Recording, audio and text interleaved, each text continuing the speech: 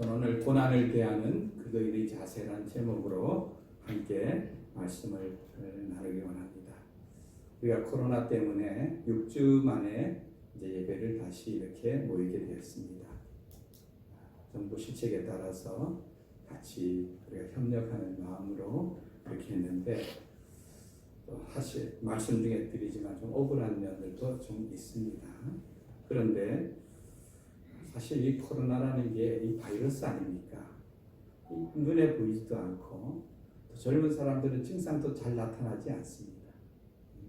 그렇기 때문에 여러분, 그런데 이게 지금 우리 동해 삼척에도 지금 계속 동해 200명이 넘게, 삼척은 지난 3일 동안 계속 한 명씩 계속 이렇게 드러나고 있습니다.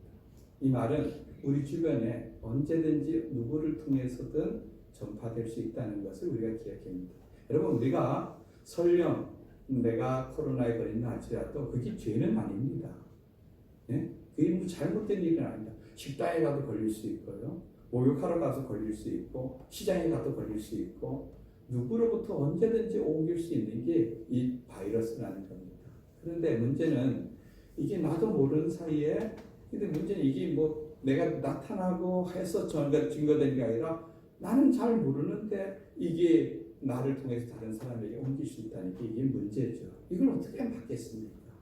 참 정부에서도 막으려고 여러 가지 애를 쓰는데, 그래서 몸에 내가 무슨 이상이 나타나면은 몸이 조금 아프거나 뭔가 다르면 이러면은 먼저 있죠. 그냥 감기거니 하고 약 먹지 마시고, 지금 삼척 보건소나 아니면은 저 새 문화회관 그 옆에 임시 그 진료소 이런 데가 설치되어 있습니다. 검사를 그런 데 가서 받으면은 하루면은, 우리 아내도 그 병원에 수술하러 입원하기 전에 받아 보니까 몇 시간이니까 이렇게 나오더라고요. 하루면. 그러니까 나오면은 나는 그냥 감기구나 하고 감기약 드시면 됩니다. 그런데 이것도 모르고 그냥 감기거니 하고 그냥 막 다니면은 나도 모르는 사이에 내가 전파자가 되는 겁니다. 그러니까 이게 참 막을 수도 없고 위험한 이런 일인데, 어쨌든 우리가 이걸 잘 지켜서, 제가 보면 지금보다 더 확산되면은 사실 또 모이기가 어려워집니다. 우리 각별히 주의하시고, 또 그런 증상이 있는 분은 빨리 이렇게 받으셔서 우리 공동체 예배를 잘 지켜가는 우리 모두가 되길 원합니다.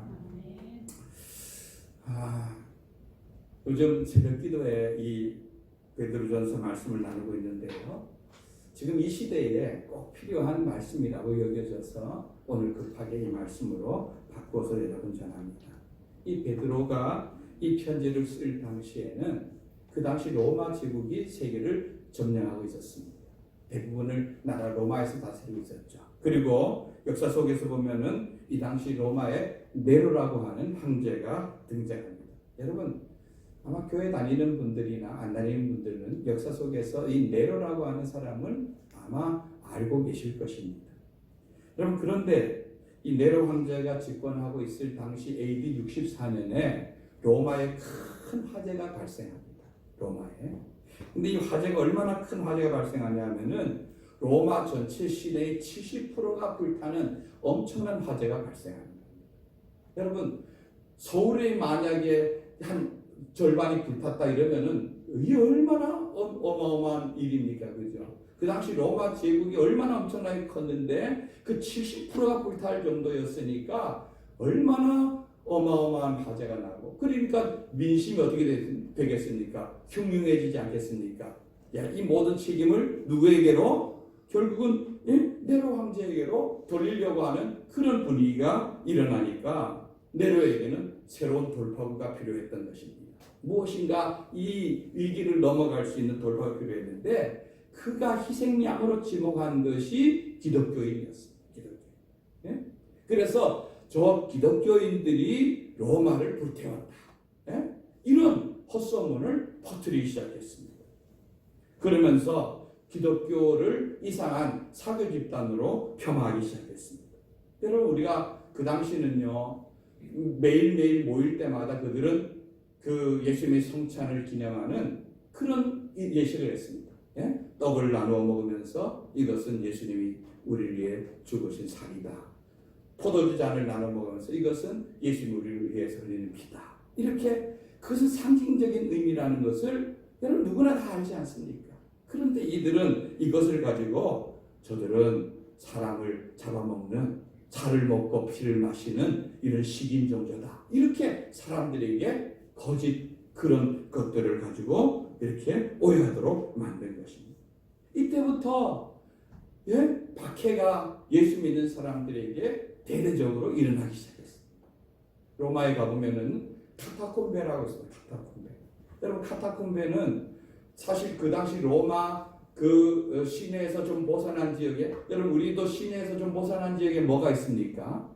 옛날에는요 시내에서 좀 벗어난 산이라든가 이런 곳에 다 공동묘지가 있지 않았습니까? 이 카타콤베는 원래는 로마 시내에서 벗어난 지역에 있던 공동묘지였습니다. 그러니까 로마에서 예수 믿는 사람들 잡아다가 저 콜로세움이라고 하는 경기장에서 사자와 싸워서 고마고 싸워서 그들을 찢고 죽이고, 그리고 로마 밤거리를 밝히는 불을 사람의 몸을 태워서 불기둥을 삼고 이렇게 하니까 예수 믿는 사람들이 예수님을 믿어야 되고 이런 현실 가운데서 못 사니까 그들은 그 카타콤 그 지하로 땅을 파고 들어가서 그 속에서 살면서 신앙생활을 하기 시작했던 것을 볼 수가 있는 것입니다.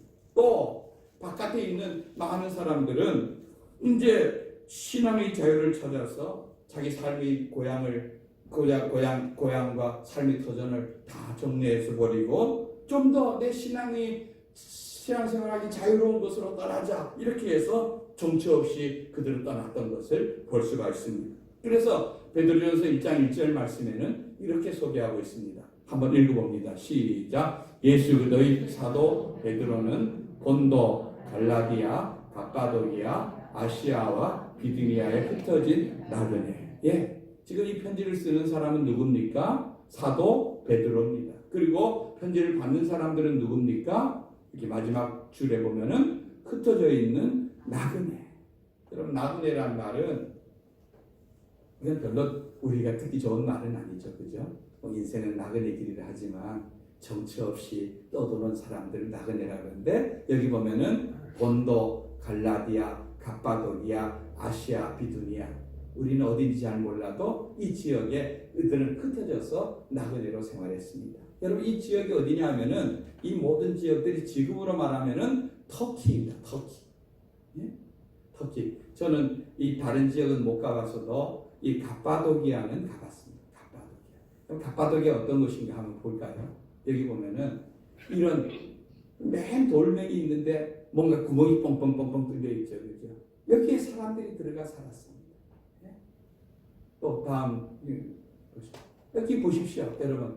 여기 뾰족뾰족한 보기에는 참 좋죠. 보기엔 참 예쁘고 이런데 보면은 이 비둘기집 같이 이렇게 먼 동굴 같은데 굴이 파져 있는데 이 속에 들어가서 사람들이 살고. 그런데 한번 주변을 보십시오. 저기에서 주변에 뭘 심어서 뭘 먹고 어떻게 살 수 있을까요? 이런 곳들에 가서 사람들이 신앙을 위해서, 믿음을 지키기 위해서 사람들이 살지 않은 이런 곳에 가서 그들이 살았습니다. 더 여러분 이 갑바도기아 중에서도 데린구유라는 곳에 제가 가봤는데요. 거기에는 여기는 땅속입니다. 땅속. 이 데린구유라는 곳에서는 도시가 발견됐는데 지하 도시가 발견되었는데 이런 땅속에 여러분 여기가 비록 작게 보여도 여기에 한 300명, 400명이 들어가는 이런 그 당시 예배 장소입니다. 여기에.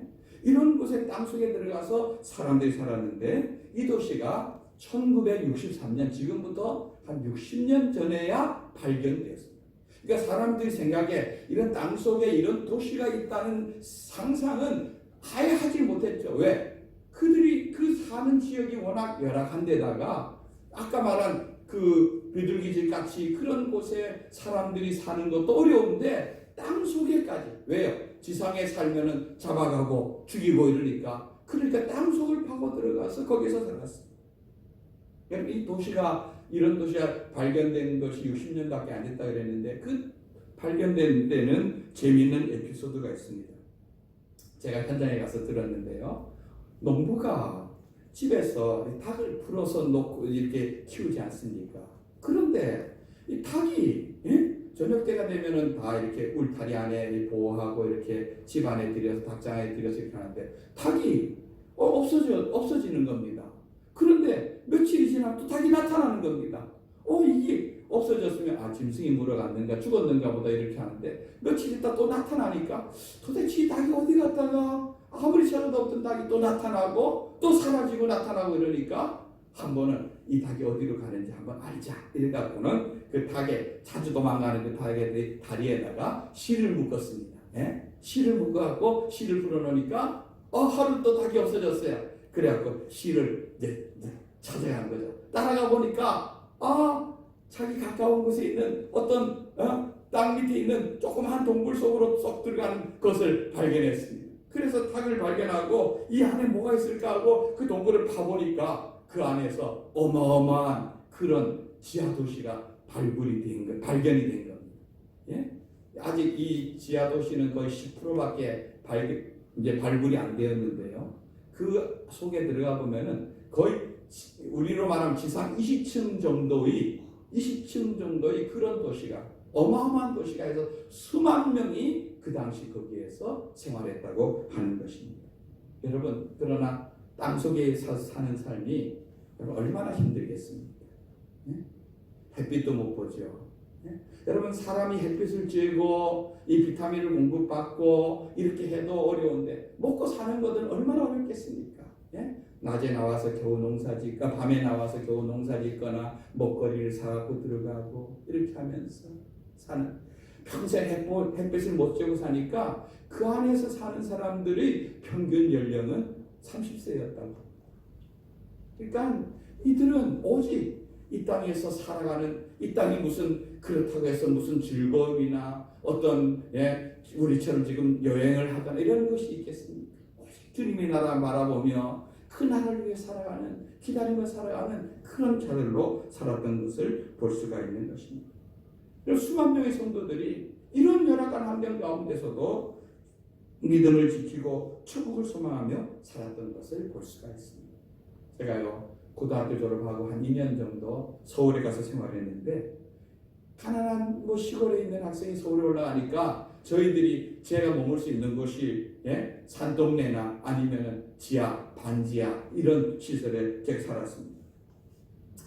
여러분 서울에 가보면은요 산 꼭대기 우리 같으면 저 봉황산 저런 높은 곳에도 다 집이 있습니다, 그죠? 거기에 매일 올라가는 그 등산하는 마음으로 올라가는데 여름 같은 날은 정말 젊은 20대 청년이라도 숨이 턱턱 막힙니다. 그런데 그보다 더 힘들었던 것이 반지하. 여러분 2층은 주인 사는 집은 이제 햇빛이 잘 들어오고 하지만 그 밑에 이렇게 반지하로 들어가 있는 그런 집은 습기 차죠. 햇빛도 잘 안 들죠. 빨래도 잘 안 마르죠. 그래서 그때 참 어려움이 많았던 것을 기억이 납니다. 거기다 벼루까지 있죠.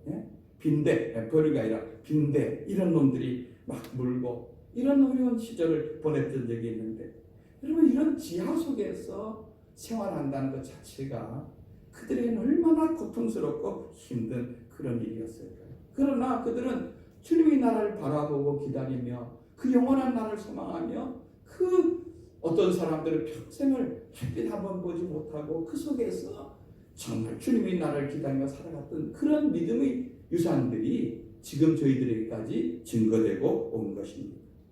여러분 그런데요 이 고난이라고 하는 문제는 이 복음이 시작된 이후에 이 땅에서 우리가 그리스도인으로 살려고 한다면은 이 고난이라는 것은 선택이 아니라 필수적인 것입니다. 필수적인.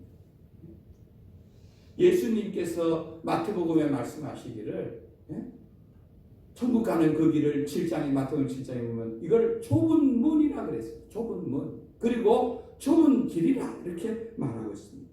들어가는 그 길도 좁지만 살아가는 그 길도 결코 넓지 않다. 멸망으로 인도하는 문은 크고 그 길이 넓어 많은 사람이 가는 것이지만 천국으로 가는 그 길은 좁은 문으로 들어가서 좁은 길로 가는 것이다. 이렇게 말하고 있습니다. 물론 지금 우리가 예수 믿는다고 해서 옛날 로마 시대처럼 잡아다가 죽이고 감옥에 가고 이렇게 하지는 않습니다. 여러분 불과 얼마 전까지 중국 같은 데는 1957년 공산당이 정명하면서 목사님들 가운데서 많은 분들이 목사님들과 아니라 성도들 가운데 많은 분들이 순교자 했고 순교를 당했고 어떤 목사님들은 20여 년 이상을 그 감옥성에서 예수 믿는다는 단 한 가지의 죄 때문에 많은 어려움과 고난을 당했습니다. 지금 또 북한에서는 지금 이 예수 믿는 것 때문에 그들은 신앙의 자유가 없는 것 때문에 얼마나 많은 어려움과 고난을 당하고 있습니까? 여러분 우리나라도 어떤 면에서는 또 그런 면에서는 마찬가지인 것입니다. 지금 우리는 코로나로 말미암아 1년 넘는 시간을 참 어려운 시절을 보내고 있습니다. 우리도 교회도 정부 방역 지침에 따라서 지금 6주 만에 이렇게 대면 예배를 드리고 있는데 사실 교회 안에서 코로나가 발생한 것은 사실입니다만 여러분 교회에서 코로나가 발생한 것 이상으로 여러분 국민들이 느끼는 이 교회가 코로나와 더불어서 느껴지는 이 발생하는 그 비율이나 이런 것은 너무나 많은 차이가 있습니다. 여러분 과연 지금 우리나라에서 발생한 총 코로나 그 확진자 인구 그 총수 가운데서 교회를 통해서 발생한 사람들이 몇 프로나 된다고 여러분 생각이 듭니까? 몇 프로나 된다? 한번 거수해 볼까요? 안 해봐도 아마 많은 분들이 아마 한 30-40% 아니면 절반 이렇게 한 여론조사기관에서 코로나19에 대한 정부 방역 조치에 대한 일반 국민들이 어떻게 평가하는가 하는 것을 조사를 해서 보고했습니다. 그가 이게 하루 이틀 전의 일입니다. 그런데 이 조사에 따르면은 우리 국민들이 교회에서 얼마나 많은 확진자가 나왔느냐 하는 질문에 거의 43.7%가 교회에서 나왔다 이렇게 추정하는 사람들이 국민들 가운데 있었습니다. 거의 절반에 가까운 사람들이 교회에서 나왔다는 것이죠. 그러면 아까 말씀드린 대로 과연 우리 종교 관련해서 확진자가 몇 프로냐? 여러분 8.8%입니다. 8.8%. 10%가 안 됩니다. 그러나 지금 국민들이 느껴지는 것은 거의 절반 정도가 교회에서 나왔다고 느껴지도록 지금 뉴스나 모든 것들이 방송하고 있습니다. 제가 조금 전에도 오기 전에 지금 코로나 상황 어떤가 뉴스를 보니까 제일 먼저 뜨는 것이 교회 기도원에서 코로나가 이렇게 발생했습니다. 이런 것이 뜨고 있습니다. 지금 400명, 지금 400명 뜨는 가운데서 교회에서 발생한 비율이 정말로 그렇게 많은 영향을 주는 그런 비중을 차지할 만한 그런 뉴스로 메인 뉴스로 차지할 만한 그런 일일까요? 아닙니다. 여러분 설문에 참여한 기독교인 15.9%는요 교회발 확진자가 71%라고 대답을 했습니다. 그들은 하면 코로나 이러면은 교회가 오염원이고 교회가 발생하는 곳이구나 이렇게 대답했다는 것입니다. 여러분 누가 이렇게 만들었습니까? 이게 참 뉴스를 들어보면은요 전부 우리에게 보여지는 그 미디어를 통해 보면은요 제일 먼저 뜨는 곳이 교회, 기도원, 이런 것들을 전부 이렇게 하고 있는 것입니다. 뉴스를 보면 코로나 이러면 제일 먼저 교회 건물을 비춰줍니다. 그러니까 사람들이 생각에 저절로 인식되는 것이 코로나 이러면은 교회가 원상인 것처럼 이렇게 느껴지는 것입니다. 여러분 대부분의 교회는요 이 방역 기간 동안에 정부 지침을 따라서 사실 정부가 다른 모든 곳은 2단계를 했지만 교회만 종교단체만 2.5단계로 아예 모이지를 못하게 했습니다. 거기를 따라줬지만 왜 몇몇 교회들은 왜 교회만 이렇게 유난하게 이렇게 부당하게 하느냐 해서 그들이 모여서 예배를 강행했습니다. 그렇게 하니까 그 뉴스에서 왜 모이지 말라 했는데 모여서 예배 드리느냐 법적 조치를 한다 이렇게 하는 뉴스를 이렇게 보여주니까 사람들은 교회는 정말 정부 말 안 듣는구나 나쁜 범죄 집단이구나 이런 인식들이 꽉 차 있습니다. 복음의 문을 다 닫아버리는 이런 형태인 것이죠. 여러분 옛날에는요 예수 믿는다고 죽고 그 감옥에 가고 이랬지만 어쩌면 오늘날 여러 가지 이런 어려운 환경 속에서 우리는 신앙생활을 하고 있는 것입니다. 그러면 그런 속에서 우리들은 어떻게 살아가야 할지 그것을 오늘 본문은 가르쳐주고 있습니다. 여러분, 그리스도인으로서 우리가 고난 당할 수 있는데요. 고난은 오늘 말씀에 보면은 크게 두 가지로 나눌 수 있다고 하고 있습니다. 첫 번째로는 내가 잘못해서 받는 고난이 있고, 두 번째는 나는 바르게 살려고 하고 바르게 하려 하는데 불의한 자들로부터 받는 고난이 있습니다. 여러분, 내가 잘못해서 받는 고난은 뭡니까? 오늘 15절 말씀에 보면은 너희 중에 누구든지 살인이나 도적질이나 악행이나 남의 일을 간섭하는 자로 고난을 받지 말라. 여러분, 이런 살인하는 죄, 도둑질하는 죄, 성범죄, 사기 등 이런 죄를 범하여서 고난 받으면은 안 되는 것입니다. 이런 고난은요, 정말로 성도들에게는 부끄러운 일이죠. 그죠? 이거는 개인에게뿐 아니라 교회와 하나님의 영광도 가리는 겁니다. 예? 사람들이 성도가 죄를 범하면은 그 사람만 비난하는 것이 아니라 결국 누구에게로 욕이 돌아갑니까?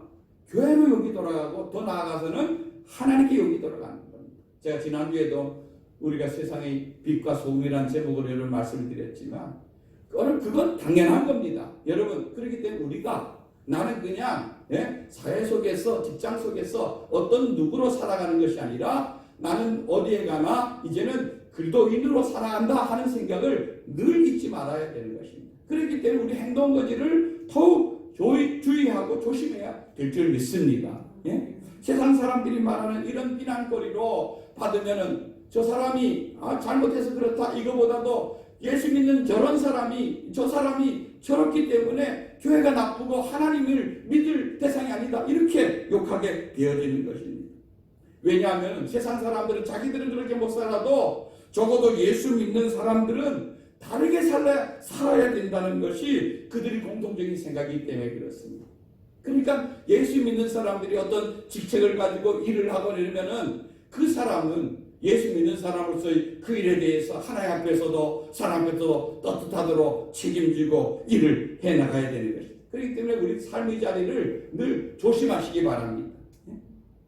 다른 사람 비난을 두려워서가 아니라 우리가 늘 나의 모습을 통하여서 주님의 그 빛 되심과 소금 되심을 드러나고 나타내야 될 우리들이라는 것을 기억해야 되는 것입니다.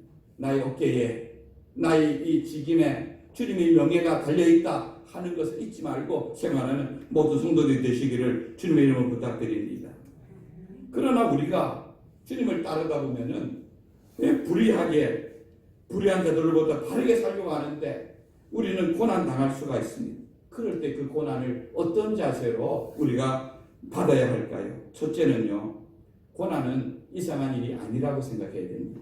4장 12절 말씀 한번 읽어봅니다. 시작. 사랑하는 자들아, 너희를 연단하려고 오는 불시험을 이상한 일 당하는 것 같이 이상히 여기지 말고. 여기 보면은 고난을 뭐라고 표현하고 있나 하면은 불시험이라 이렇게 표현하고 있습니다. 여러분, 용광로가 생각나죠? 불이라면, 그죠? 용광로에 들어간다. 저는 포항제철에 한 번도 못 가봤지만 포항제철에 거기 들어가면요, 아무리 단단한 쇠라 할지라도 물이 다 돼버리는 것입니다. 불시험은 그만큼 우리에게 혹독하게 다가온다는 것입니다. 여러분, 지금 베드로가 이 편지를 쓸 당시에는 예수 믿는다는 이유 한 가지만으로 그 로마 콜로세움 경기장에서 사자의 밥이 되어 사자와 싸워서 찢어 죽게 만드는 이런 일이 있었습니다. 여러분, 이 편지를 쓰고 있는 이 베드로도 이 네로 황제에 의해서 결국은 그 십자가에 거꾸로 달려서 죽는 이런 처참하게 죽는 순교자가 된 것입니다. 우리가 아는 그 바울 사도도 이 네로 황제에 의해서 결국 순교의 제물이 된 것이죠. 아니, 예수님의 12제자가 그들은 지역이 달랐지만 어떤 사람 도마는 인도에서, 바돌로메는 터키에서, 어떤 사람 아프리카에서 각자 그들은 예수님의 복음을 위해서 살다가 그들은 모두가 순교함으로 주님의 기대를 따라갔던 것을 볼 수가 있는 것입니다. 여러분, 그럴 때 성도들이 이런 어려움을 당할 때에 왜 우리가 주님을 잘 섬기는데 이런 어려운 시험이 오는가 이렇게 이상하게 여기지 말라고 성경은 말하고 있습니다. 왜냐하면은 이런 시련은 우리 믿음을 연단하기 위하여 주시는 거라는 것입니다. 이런 시련을 통하여서, 시험을 통하여서 우리 믿음이 정금같이 순수해지는 것입니다. 여러분, 정금이나 순금이나 비싼 뭡니까? 18K나 14K나 이런 거 말고 금 이러면 99.9%의 순도를 가지고 있는 것은 그만큼 용광로에 많이 들어가서 그 속에 있는 불순물들을 제거하고 그러고 나서 그 속에 있는 모든 것을 제거하고 나서 그때야 그가 정금 같은 것이 되어지듯이 우리도 이런 것이 오면은 하나님께서 나를 더 연단시키고 정금 같게 만드는 이런 과정이구나, 옳게 왔구나, 이렇게 생각해야 된다는 것입니다. 오늘 13절 말씀에 보면은 오히려 너희가 이상히 여기지 말고 그 너희 고난에 참여하는 것으로 즐거워하라. 이런 고난이 오면은 우리는 낙담하고 실망할 것이 아니라 올 것이 왔구나, 이렇게 해서 즐거워하라, 이렇게 말하고 있습니다. 사실 고난이 즐거운 사람은 아무도 없죠, 그죠? 그러나 성경은 분명히 말하고 있고, 성경에 보면 예수님을 따랐던 자들은 정말로 그렇게 했던 것을 볼 수 있습니다. 사도행전은 예수님 이후에 이 땅에 교회가 어떻게 퍼지고 전파되었는가 하는 역사를 기록하고 있죠. 여러분, 예수님을 십자가에 못 박아 죽었을 때 그 이스라엘의 종교 지도자들과 정치 지도자들은 그것으로 이제 예수님과 그 잔당들은 다 끝난 줄 알았습니다. 그런데 오순절날 성령이 임하고 그 12명의 제자들을 중심으로 남아있던 그 소수의 사람들이 나아가서 예수님이 우리 구세주다, 예수님은 죽은 자 가운데서 부활했다, 이런 복음을 전하면서 안진병을 일으키고 병자를 낫게 하고, 그러면서 4,000명이 회개하고 5,000명이 회개하고, 이런 초대교회의 놀라운 부흥의 역사가 일어나기 시작했습니다. 자기들이 분명히 나라를 반란을 일으킨 그런 큰 죄를 뒤집어 씌워서 죽인 예수가 죽으면 끝날 줄 알았던 그 잔당들이 막 퍼지고 확산되어지기 시작하니까 이 사도들을 붙잡아다가 그들을 쫓기 시작했어요. 너가 왜 우리가 십자가에 못 박아 죽인 예수님의 이름으로 병자를 고치고 그 예수님이 부활했다고 하는 이 가짜 소문을 전하느냐 하는 이런 죄명으로 하는 것입니다. 그때 베드로가요, 그들 앞에서 담대하게 말합니다. 여러분, 그때 모인 그 사내들인 공회라는 것은 죄 없는 예수님을 죄를 뒤집어쓰기가 죽인 그 자리가 아닙니다. 그런데 거기에서 베드로는 조금도 두려워하거나 지체하지 않고, 우리가 하나님 말씀 듣는 것이 옳으냐, 사람 말 듣는 것이 옳으냐, 우리에게 말씀하신 우리는 하나님 말씀을 안 들을 수 없다, 담대하고 강하게 그들에게 얘기합니다. 이들을 처분하려고 하니까, 여러분, 사람 앉으면 한 번도 걸어보지 못한 사람을 일으킨 그것이 무슨 죄가 됩니까? 그러니까 이 마땅히 그들을 벌할 것이 없으니까 이들을 채찍질하고 놓여 보내는 것입니다. 여러분, 그때 채찍질이라는 것이 그냥 한 대 때리는 이런 것이 아닙니다. 성경에 보면 40에 하나 가마 매있죠. 40대를 때리면은 거의 죽는데, 거기에서 한 대 빼면 39대를 때리면 거의 정말 온 몸이 정말 다 터지고 몸에 골병이 드는 이런 매를 맞는 겁니다. 이런 매를 맞고 나오면서 제자들이 반응이 이렇습니다. 아이고, 하나님, 왜 이렇게 주님 복음을 위해서 이렇게 사는데 이렇게 억울한 일을 당합니까? 우리가 예수님 이름으로 병 고쳤는데 왜 이렇게 맞아야 됩니까? 이렇게 말하지 않고 사도행전 5장 41절 우리 앞을 보고 읽어봅니다. 시작. 사도들은 그 이름을 위하여 능력받는 일에 합당한 자로 여기심을 기뻐하면서 공회 앞을 떠나니라. 아멘. 그 이름은 누구 이름입니까? 예수님 이름. 예수님 때문에 능력이라는 말이 별로 좋은 말이 아니죠, 그죠? 모욕당하고, 그들에게 온갖 조롱과 협박과 위협을 하는 그 모든 일을 당한 것에 대해서 여기 합당한 자로 여기 계심을 기뻐하면서 떠나. 우리가 예수님께서 우리와 함께 계실 때 너희들이 예수님 바로 믿고 바로 따라오면은 이런 고난 당한다 했는데 우리가 이런 고난 당하는 걸 보니 지금 우리가 예수님을 제대로 믿고 있구나, 예수님 제대로 따라가고 있구나 하는 것을 그들은 기뻐하며 돌아왔다는 것입니다. 여러분, 우리가 이런 그들의 고난에 참여하면서 우리들 인격이 단련되어지고 이 새로운 것들이 되어지는 것입니다. 세상 욕심이 사라지고 교만한 마음이 깨어지는 것입니다. 우리 믿음이 깨끗해지고 순수해지는 것입니다. 저는 이런 코로나의 기회가요, 우리 속에 있는 어쩌면 거품들을 제거하는 그런 시간들이 되어지고 순결한 주님의 신부로서 준비되는 기간이 되리라 생각됩니다. 저와 여러분들이 그런 자들이 되길 원합니다. 둘째는요, 고난은 심판을 준비하는 것입니다. 여러분, 가을이 되면은 콩 같은 거 보면은 콩을 다 이제 꺾어서 가지를 전부 꺾어서 거두어들이죠. 그리고 나서 넓은 마당에다 놓고 도리깨질을 합니다. 도리깨질. 예? 그래서 껍질을 제거하고 모읍니다. 그래서 이제 이렇게 담아놓는데, 제가 어릴 때는 집에서 겨울에 반찬이 나타나니까 그리고 콩을 사다 놓고 또 콩 농사지은 콩을 내려두고 두부를 많이 해 먹었습니다. 근데 두부를 해 먹기 전에 제 할머니가 키라고 알죠? 키. 젊은 사람들은 아나요? 키. 치는 것. 예? 곡식을 넣어서 콩이나 이런 것을 넣어서 거기서 치면은요, 바람이 있는데 치면은 제일 먼저 뭡니까? 예? 그 가벼운 꺼풀이라든가 거기에 있는 그런 것들이 날아갑니다. 그죠? 그거는 멀리 날아가 버리는 것입니다. 그리고 근데 키를 치면 칠수록 아주 잘염을 알곡이나 흠없는 것들은 점점 안으로 모여들기 시작하는 것입니다. 그리고 키 끝에 보면은요, 나중에 보면은 그 안에 있는 것을 그대로 하기지만 키 끝에 보면은 거기에는 작은 돌멩이도 있고요, 쭉정이도 있고요, 덜 넘은 것도 있고, 이렇게 해서 거기에서 버릴 것과 또 먹어도 되는 것을 이렇게 나누는 것을 저는 어릴 때부터 많이 봤습니다. 여러분, 우리 그리스도인들은요, 이 세상이 끝이 아닙니다. 우리는 이 땅에서 잘 먹고 잘 살기 위해서 예수 믿는 것 아닙니다. 우리는 물론 이 땅에서 두 발을 딛고 살아야 됩니다. 그러나 우리들의 두 눈은 늘 다시 오실 주님을 바라보며 기다리는 자로 살아가야 될 줄로 믿는 것입니다.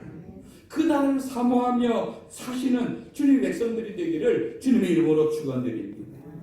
그러면서 우리는 이 속에서 우리는 고난받는 이 세상 가운데 살지만 고난은 잠시고 우리가 주님의 나라에 가면 주님과 함께 누릴 영광은 영원하다는 것을 기억하시기 바랍니다.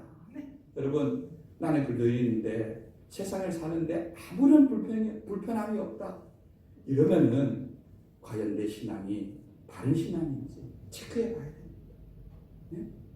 이 세상 속에서 우리는요, 그리스도인으로 살기 위해서는 반드시 고난의 길을 걸어가야 되는 것입니다. 그러면서도 우리는 장차 주님과 더불어 누릴 그 영광을 생각하고 이 고난의 때를 즐거워하고 기뻐하는 것이 우리 그리스도인들이 삶인 것입니다.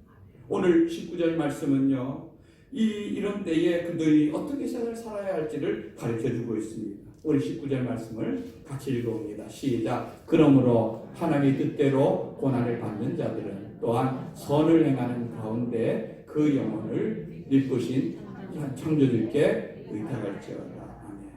그런 고난 당하는 자들이 또한 뭐를 행하라고요? 선을 행하라, 이렇게 말하고 있습니다. 여러분, 우리가 잘못한 것이 아닌데 우리가 기독교인이기 때문에 부당한 대우를 당하고 욕을 먹을 수가 있습니다. 그럼에도 불구하고 우리는 이 세상 가운데서 선을 행해야 된다. 즉, 우리를 핍박하고 우리를 욕하는 그런 자들을 위해서 같이 맞싸우고 욕하고 이렇게 하지 말고 오히려 그 자들을 위해서 용서하고, 그리고 그 더 나아가서 그 사람들을 복을 비는 그런 자가 돼야 된다고 말하고 있는 것입니다. 그것이 주님의 가르침입니다. 그리고 예수님이 친히 그걸 보여주었지 않습니까? 십자가에서 예수님이 돌아가실 때에 자기를 그렇게 모함하고 밑에서 조롱하는 그 자들에 의해서 하나님, 하늘의 불을 확 내리자는 펴주겠으면 좋겠습니다, 이렇게 하지 않았어요. 그죠? 뭐라고 했습니까? 저들이 하는 일을 저들이 모릅니다. 하나님, 저들을 용서해 주세요. 여러분, 이게 십자가의 주님의 가르침이고 우리가 배우고 본받아야 될 그런 자세인 줄 믿습니다. 우리가 이 나라와 이 정부를 위해서 더 많이 기도해야 될 때라고 생각합니다. 저들이 모르기 때문에 하는 일에 대해서 우리가 더 기도하고 해야 될 줄 믿습니다. 그리고 마지막에 보면은 그 영혼을 믿으신 창조주께 의탁하라. 창조주인 하나님께 내 영혼을 모든 것을 맡기는 그 삶을 살아가는 것이 그들의 삶인 것입니다. 말씀을 정리합니다. 여러분, 지금 우리는 어려운 시대를 지나가고 있습니다. 여러분, 이 시간들이 저와 여러분들이 신앙을 점검하는, 그래서 정말 같은 신앙 순전해지는 시간들이 되길 바랍니다. 어느 곳에 있어도, 어느 곳에 어떤 곳에 있더라 할지라도 나는 믿음의 사람으로서 우리가 계속 공부한 것을 다니엘과 같이, 사무엘과 같이, 요셉같이 내 믿음과 신앙을 지키고 순전한 하나님의 사람으로 살아가는, 그래서 쓰임받는 그런 자들이 되길 바라고, 더 나아가서 이 나라 민족을 위해서 기도하는 복된 성도들 되기를 주님의 이름으로 축원드립니다.